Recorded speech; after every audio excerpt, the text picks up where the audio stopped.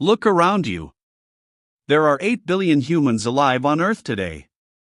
We have built towering skyscrapers, connected continents with the internet, flown into space, and completely dominated every corner of this planet. It feels like nothing can stop us. Our presence feels permanent.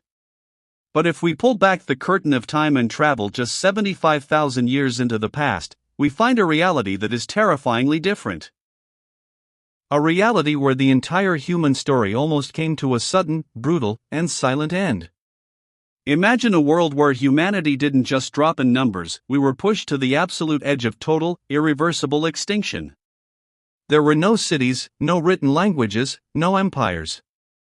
There were only scattered bands of early Homo sapiens wandering the wilderness. And suddenly, due to a planetary cataclysm, our numbers plummeted so low that only about 10,000 individuals were left alive on the entire face of the Earth. Think about that number for a second. 10,000 people. That is smaller than the population of a tiny stadium, a small village, or a modern university campus. That small group carried the entire future of the human race. Every piece of art, every scientific breakthrough, every song ever sung, and every person you have ever loved, including you watching this video right now, existed only as a possibility inside the survival of those 10,000 desperate souls. If they had given up, if they had let the cold take them, the human story would have ended right there. You wouldn't be here. How did we get that close to the edge? What force of nature could almost delete the most adaptable species on Earth? To understand the end of the world, we have to look at a peaceful island in Indonesia, and a sleeping monster that was about to wake up. Our story truly begins on the island of Sumatra, Indonesia. Today, Lake Toba is a beautiful, serene tourist destination, surrounded by lush green hills and calm waters. But beneath that peaceful water lies a supervolcano, a geological monster of unimaginable proportions. 75,000 years ago, this monster woke up. It wasn't a regular volcanic eruption. It was a super-eruption, classified as a Category 8 on the Volcanic Explosivity Index, the highest level possible. The Toba eruption released the energy of millions of nuclear bombs detonating at the exact same time. The ground didn't just crack, the entire mountain exploded into the sky. The initial blast sent billions of tons of rock, ash, and toxic sulfur shooting into the atmosphere at supersonic speeds. The sky turned from blue to an apocalyptic, bruised black in a matter of hours. The immediate blast zone was turned into a hellscape of fire, but the true danger wasn't the lava, it was the ash cloud. A colossal blanket of dark volcanic ash and sulfur began to stretch across the globe, carried by jet streams. It moved over Asia, crossed the oceans, and covered Africa. It acted like a giant, dirty mirror in the sky, completely blocking out the sun. Day became indistinguishable from night. For years, the sun was reduced to a dim, ghostly copper coin in a permanently dark sky. The planet was suddenly thrown into what scientists call a volcanic winter. The warmth of the sun was gone, and a heavy, suffocating silence fell over the Earth. Imagine waking up to a morning where the sun never rises. Not just for a week or a month, but for years. Global temperatures plummeted drastically, dropping by up to 5 degrees Celsius everywhere, and even more in northern regions. The world was plunged into a sudden, artificial, and brutal ice age. For the early Homo sapiens living through this, the world became a nightmare they couldn't comprehend. They didn't have the science to understand what a volcano was. They didn't know about tectonic plates or atmospheric ash.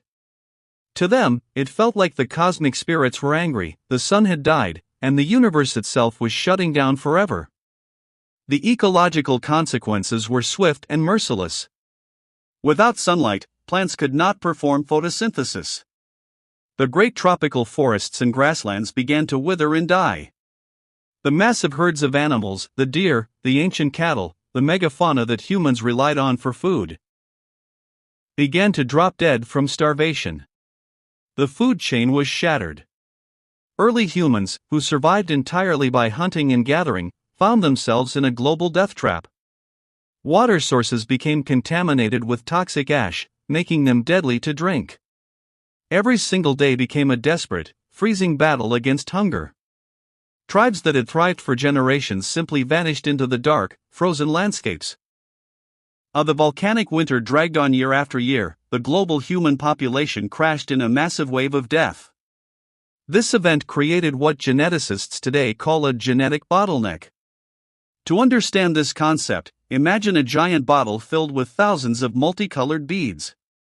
Each bead represents a unique human being with their own distinct genetic traits and diversity.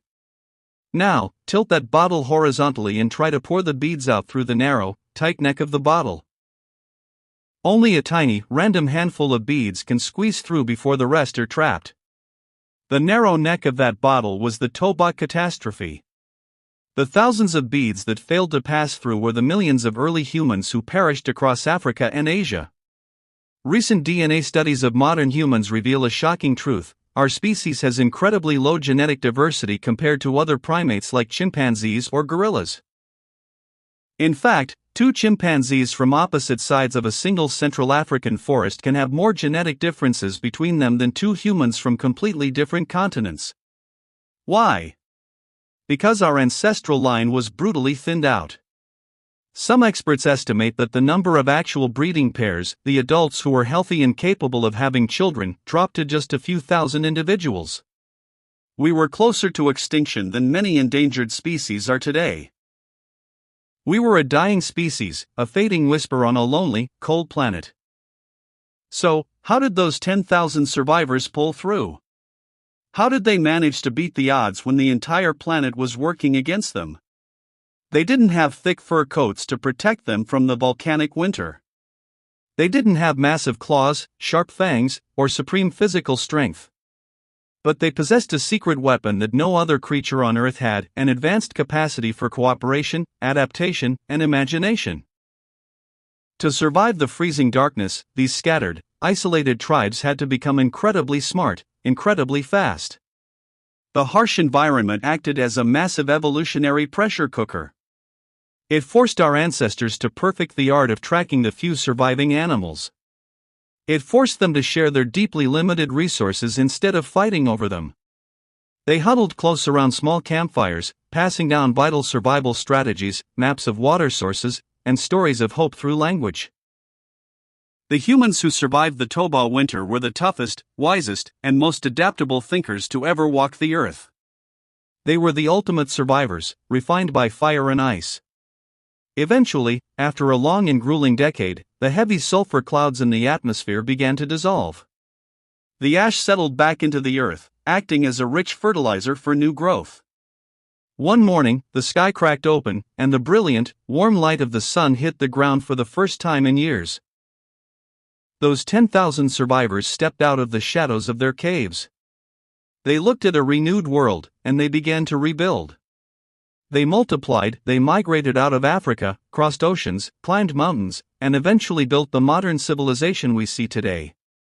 Because every single human alive right now shares the exact same DNA from that tiny, resilient group of survivors, we are all incredibly close relatives.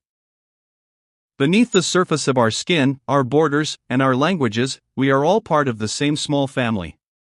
We are the children of the 10,000 who refused to die in the dark.